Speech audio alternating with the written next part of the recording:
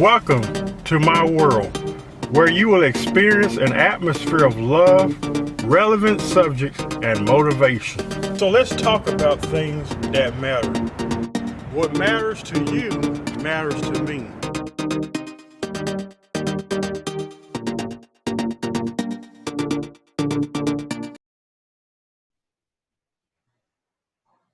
Hello, everyone. This is Catherine Toon. Welcome to the Brother Henry and You show. I am so excited because I get to interview someone I've recently gotten to know, and we were actually on the phone for like an hour and a half, just kind of sharing it. I was getting my nails done and she was doing her thing and getting to know this amazing sister. I'm so excited. Her name is Julie McVey. And she recently came out with a book that she self-published, Why I Left the Church, a Personal Odyssey. And I think this is going to really resonate with so many of you out there that are kind of struggling with some of these issues.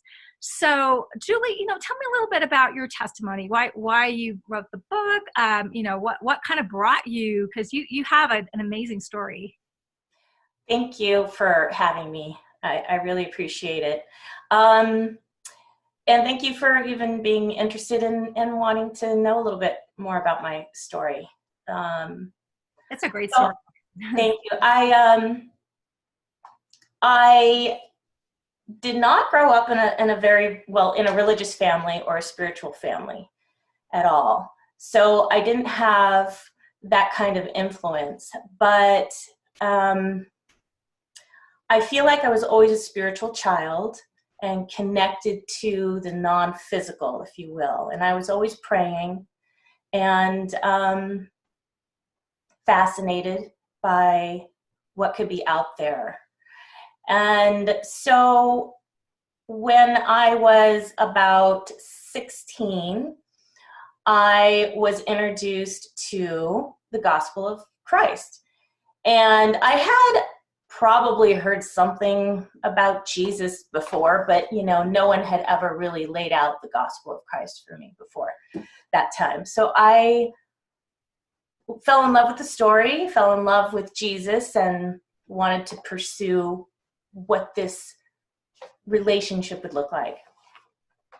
I ended up, for various reasons, I did start going to a church, but I ended up not going to that church anymore for various reasons. It didn't really resonate with me.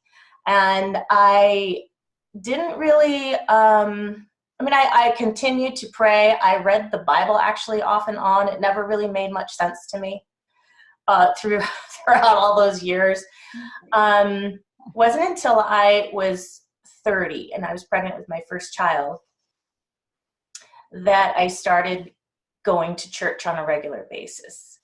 And it was a fundamentalist, evangelical kind of church.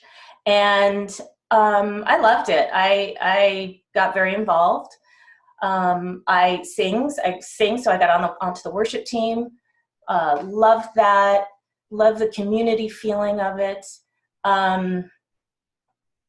Raised my kids pretty much in that church.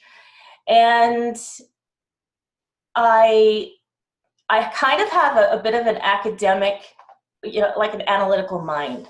And I like to research. I like study. You do too? Yeah. So I began really digging into scripture and studying some of these doctrines that our church was presenting to us. Some of them didn't fit or didn't suit me or didn't resonate with me. So I thought I really need to research this out and see if I can stand behind this. Because for me, I needed to feel like I could be 100% stand behind whatever I was believing in. Sure. And sort of what happened along the way was I started coming to conclusions that didn't line up with, I hear an alarm, sorry, I was distracted. Oh, is that you? That didn't line up. Fire from Holy Spirit is what that was right there. that wasn't, you know, the conclusions that my church or my pastor or my elders were coming up with. But I just thought that's okay, and just continued moving along in my studies. So that's kind of my, did you want to know more about my background? I wasn't sure. And you wrote a book, so it's Why I Left the Church, Personal Odyssey. So I assume there's probably more. Oh gosh, there's lots more. Well, that explains why you left the church. Okay. Personal Odyssey. Yeah, I mean, there's lots of things that I guess that I'm leaving out, but so as I continued to study and research, I mean, I got onto Facebook. It took me a long time to actually open an account on Facebook, but I did at some point, and then I created a Bible group. This was years ago, and this is when I was still pretty much had the same views as my church, and I invited a lot of friends from church, and we did little mini, question and answers online. And because I guess I kind of created a little bit of a reputation of myself, like, okay, Julie, she's got her nose in the Bible all the time. She probably has the answer to this, and so they come to me for, to ask questions, and so it was all great, but when I started to change some of my views, one of the first ones was on the doctrine of eternal conscious torment. Right. And I felt that just really bothered me too. Sure. But I didn't want to just say, oh, well, I don't want to believe in this. If that's what the Bible was teaching, I really wanted to know, like, is this really how my father is? And I think some of this, even more, I wanted to know more, even more so after I became a parent. Right. Yeah, I just felt like, wow, I adore my children. They do not have to earn my love. I mean, they're born, they're put into your arms, and you immediately love them, and you would die for them. It's an unbelievable kind of unconditional love that you have for your child. And then I thought, gosh, I mean, I certainly wouldn't love my children more than God loves my children. So that got me really questioning. Something else that happened with my kids and my boys and I, we would have so many discussions, biblical discussions, believe it or not, even when they were little. They were quite inquisitive as well. It's like their mom. Yeah. And one night, my younger son, he was, I think maybe 8-ish. He woke up from a nightmare and was just terrified that he was going to go to hell. He had said, well, the church, Sunday school, they tell me that I need to have Jesus invite him into my heart, and I will know when he's in my heart, and then I won't be going to hell. And I don't really feel that. I don't know what that feels like, Mom. I don't know what that means to have Jesus in my heart, and I can't make sure that Jesus is in my heart, and I'm going to go to hell, and I was just thinking, oh my gosh, what am I doing to my child? So because that's just, it just hurt. I thought it was almost abusive in my mind.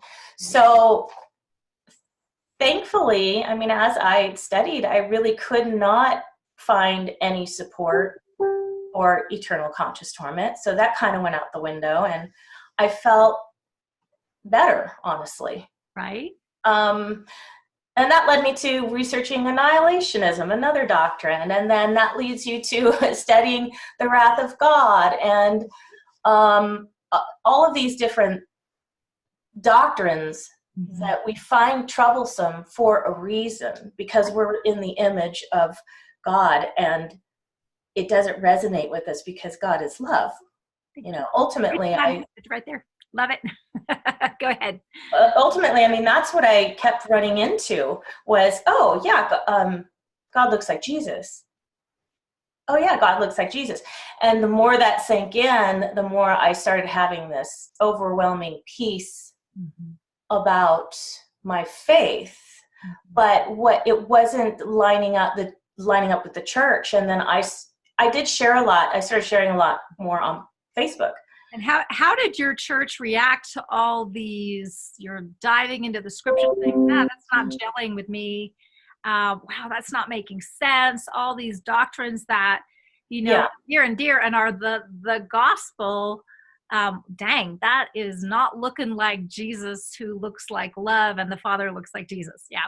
So how did I started getting called out, and I guess it just there was gossip and talk. I guess it just spread how Julie's view was not matching up with the pastor's view anymore. And the main two doctrines that got me shunned, or if you will, or I received a couple of letters of, and one from the pastor and his wife, that you're not a Christian anymore because of these two views. That you're following after the devil, and you've walked away from your first love. In other words, they're saying I walked away from Jesus because of my inclusive view. Primarily, I had this more inclusive view of the love of God. And they said, no, you can't believe that and still be a Christian. But these were longtime friends. This just wasn't just my pastor. We had been very close. So it's super painful, right? So you're not just called out and shunned by your pastor. And it was no more communication. I got the letter and I wrote back, and it was no more connection at all. Couldn't talk about it. It was very painful. It was for me like a death in the family, because you don't get the closure. Right. It's really painful. And I honestly feel like they forced me to grieve the loss of somebody still alive. And this happened not just with them. So when I was younger, I used to write quite a lot, poems. I sang, made up songs, and it was kind of my way to work through pain, because I didn't have the best family life. It was kind of dysfunctional. And I put that away for a while as I became a parent and busy with parenting, and I didn't write as often. And of course I did have the outlet. The worshiping was wonderful, and that was an outlet for me. But I started writing again to sort of process this grief that I was going through. It was very, it's hard to explain how difficult it was. Well, probably. I suspect a lot of people watching this have gone through something similar or going through something similar. And that is why I just appreciate your authenticity here, because that ministers to people in the place for, wow, this was my family, and now and that is excruciating. So, and I didn't expect it. I really didn't. Yeah. I was quite shocked. I knew that they would have issues with it, but I never thought that they would just cut off all communication with me after a couple decades of friendship. And so I began writing just for my own process. And then, because I wasn't planning to write a book, I was just journaling, really. And then I thought, I should put this together and maybe have it for me and have it for my kids, because I was known as kind of the Bible mom, and their nose in the Bible all the time. And I wanted them to really have a good understanding of what happened to mom and her faith. So I thought, okay, I'll put it together.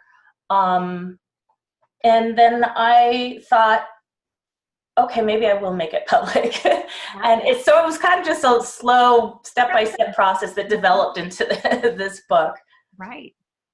And so what are you hoping that people will take away from the book? I would love it if it inspires people to write their own story, really. Or to just use their creative. I feel like there's so much healing and power, really, in using your creative, your God-given creative outlet, whatever that looks like, to help heal yourself and to help heal others, because you do have something within you that will relate to others. So that just for people to feel like they're not alone, so they can say, okay, yes, this is it. Because I have gotten messages from people that have read the book, and they're like, this is finally put into words what I've been feeling, and I never have, and that's like makes me want to cry. Honestly, it's like a beautiful thing to know that it's helping somebody. Just to remind them that yes, God is love, and it's okay to feel differently than your church or your pastors, and recognize that God looks like Jesus. This is what he's been trying to tell us. Right. And that doesn't mean you're not following Christ. It means that you're not agreeing with the doctrine in your church. Right. I honestly feel like I'm following Christ more closely to what I should be, because I feel like I have a better understanding of what he looks like. Yeah, that's great. And do you feel that it's possible, just a question, to sort of be to have issues with the doctrine that's being preached, and then still be a part of the body in the church? And what does that look like for you? You obviously ended up leaving. I mean, you're basically booted out. I mean, so you didn't like, I vote to stay, I vote to go. It's like, no, I'm not hearing from you anymore. Right. So, how, what about the people who are like, well, I'm not agreeing with everything that's going on, but I love this body. So how would you help them navigate? Gosh, yeah, it's so personal. Some people, I think that they can easily put aside those doctrines that they really no longer feel are correct, but they do feel comfortable going to the church, especially because of the community, the friends they've made. Excuse me. And I think that's awesome if they can do that. I unfortunately didn't find a way to do that. You weren't even given an option to do that. The pastor was no longer the pastor of the church at this time when I received "You're no longer a Christian," but he still had a lot of influence there. I'll just say that. Yeah. Sure. So, where is your book sold? It's on Amazon. It's called "Why I Left Church to Find Jesus: A Personal Odyssey," and it's a brief telling. I love artwork, and you will notice that in the book, with each entry, there is a unique piece of art that I put with each chapter that kind of reminded me or made me feel like, oh, this kind of reminds me of what this entry is all about. Right. And I thought, we don't see that very often anymore. Color pictures in books, which I love. I used to read to my kids all the time because I homeschooled them on and off. Right. Beautiful illustrations in these children's books. Not enough in adult books, I don't think. Gotcha. I mean, so I thought, what the heck? I'm gonna do that. So what advice would you have for someone who's struggling, kind of maybe in the same position you were? Maybe they're in leadership, maybe they're not. Any particular advice for them? Oh, wow. Don't stop asking questions. it's okay. God can handle your questions. Your church might not be able to, but God can. Right. Last time I checked, he's huge. He can handle it, so that's good. So how do they contact you if they're wanting to find out more information? Where would you send people? Oh, well, I do have a website called julieview.com. Nice. And on Facebook, I also have a Facebook page, same name, julieview.com. If you want to check it out and read some of my poetry and my musings, I like to write. And some of it resonates with people. And I love, it may not be your cup of tea, and that's great too, because you probably have another kind of gift that you can share or you'll relate to, with another artist. Do you have any plans for the future that or are you just kind of waiting and seeing, or how's that for you? Actually, I think I'm going to put together another book. I have a couple in mind. One is just writings I want to put together of what I've written over the years of poetry and lyrics and prose. And, now that I've done a book, and I know how to do it, I thought, why not? I think I could do this again. Because I enjoy it. Right. And I do have another book that I'm thinking about, but I don't want to share too much because I don't know if I'm going to do it or not. But well, that's exciting. It sounds like there's just a lot of ways that the Lord is really using you and just helping to set other people free. And that's just amazing. I love your testimony. I love the depth of your asking questions and diving in to find out for yourself. And then just that being in the context of this beautiful relationship you have with Jesus. So that's glorious. So thank you so much for sharing and joining. You are amazing. Everybody get her book. Go find her. So it's been really a joy to have you on. Thanks so much for having me and for just listening. And I really appreciate it. Yeah. Oh, you're so welcome. And thanks to Brother Henry who made it all happen. So awesome. So, well, we will be looking out for greater things to come with you. And, and for everybody who's watching, thanks for joining and keep tabs like that Brother Henry and You page so you can get updated with his programs that come on regularly. So it's been a joy. Thank you. All right. Bye-bye. Hi, if you like what you're seeing today, be sure to connect with Brother Henry at www.facebook.com/The Brother Henry and You Show.